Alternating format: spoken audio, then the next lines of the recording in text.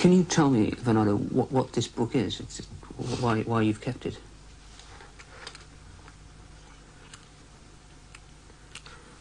This is my life. This is my past, this is my present, and this is my future. And I keep it, you know, to remind me. But it's always there. This is it. This is my life. This is everything. This is the way I am. This is what made me this way.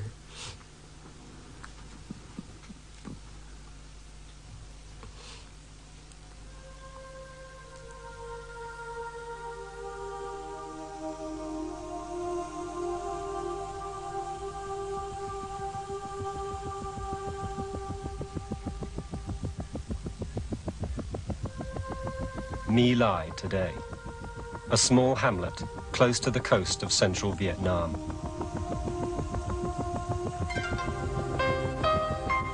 On their maps, the Americans called the area Pinkville, and that is how the massacre was known at first, the Pinkville Massacre.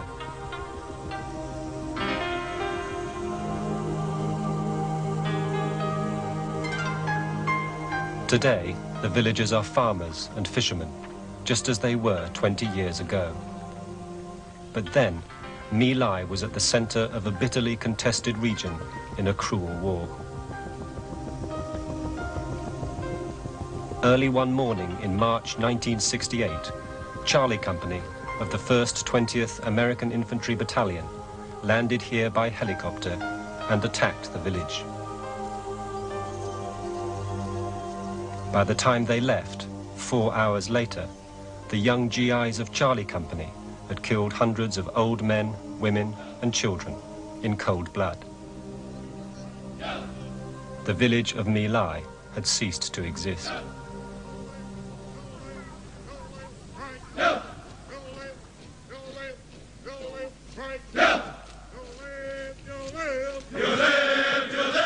Let's go. In Fort Benning, Georgia, new infantry recruits to the American Army receive their first rounds of ammunition and take their first steps as soldiers.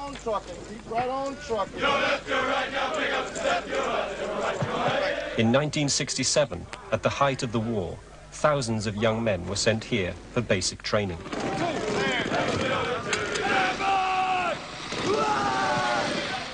Most were bound for Vietnam, including many of those who would eventually make up Charlie Company.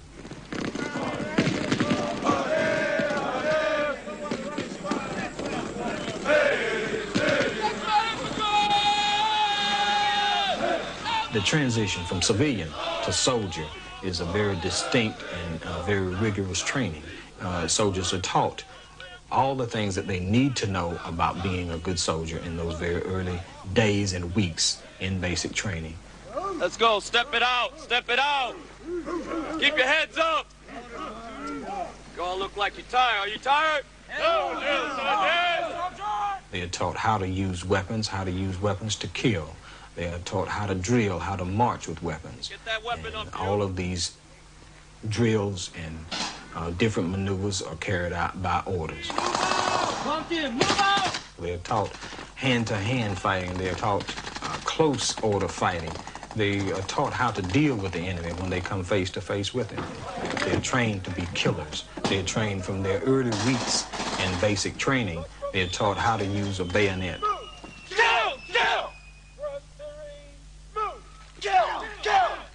Butt stroke to the growing series. Move! Kill!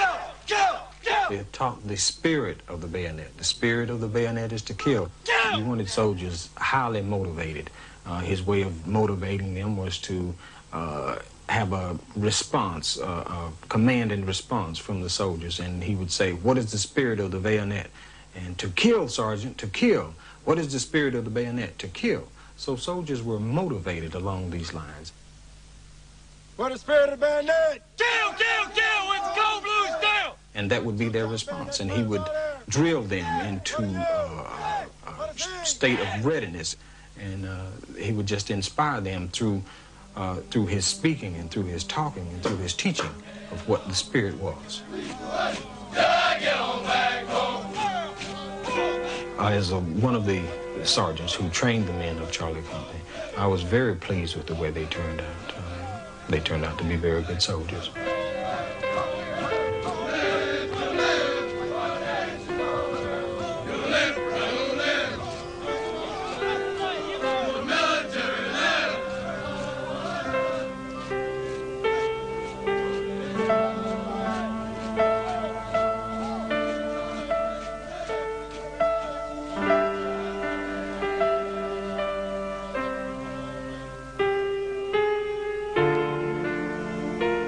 The men of Charlie Company arrived in Vietnam from Hawaii in December 1967. They'd had no combat experience, but had performed well in training and were considered the best company in their battalion. Their average age was 20. They'd been drawn together from all over America. An Army report would later describe them as a typical cross-section of American youth assigned to most combat units.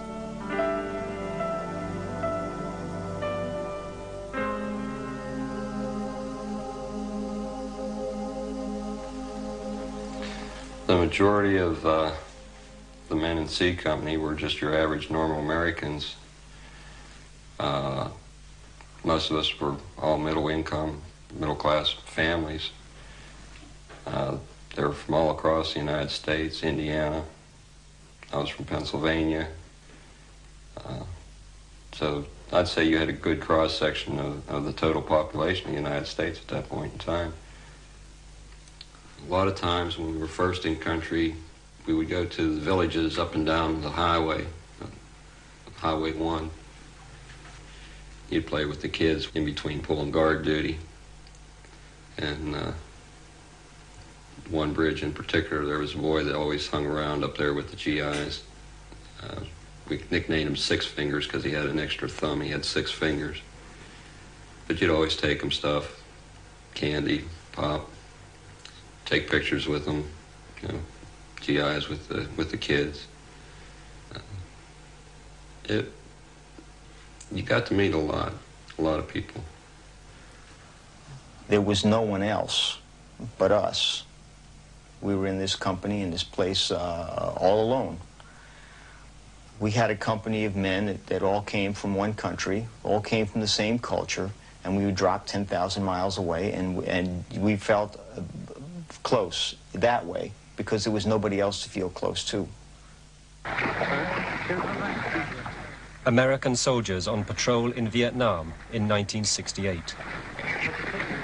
This was the job of the infantry, the common grunts. And barely a month after their arrival in Vietnam, Charlie Company were deployed on operations like these in Quang Ngai province, around the area they called Pinkville, which was known to be sympathetic to the enemy. When we first started losing members of the company, it was mostly through booby traps and snipers. We never really got into a main conflict per se where you could see who was shooting at you and you can actually shoot back at them one-on-one. Booby traps was the main problem. Newsreel pictures show clearly enough the effect of booby traps. In the weeks leading up to My Lai, Charlie Company experienced many scenes like these. In a unit of little over 120 men, they lost 4 killed and 38 wounded, almost all by mines, booby traps and snipers. They could seldom find an enemy to shoot back at, and as their frustration grew, the distinction between combatants and civilians rapidly eroded. I've seen the enemy, yes. But who is the enemy?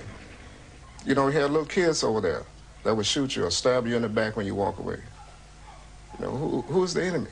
How can you distinguish between the enemy? The good or the bad? All of them look the same. That's why the war was so different. You know, it wasn't like the Germans over here or Japanese over there. They all look like North and the South. You know, so how can you tell? Within a few weeks of arriving in the country, men from Charlie Company had already begun systematic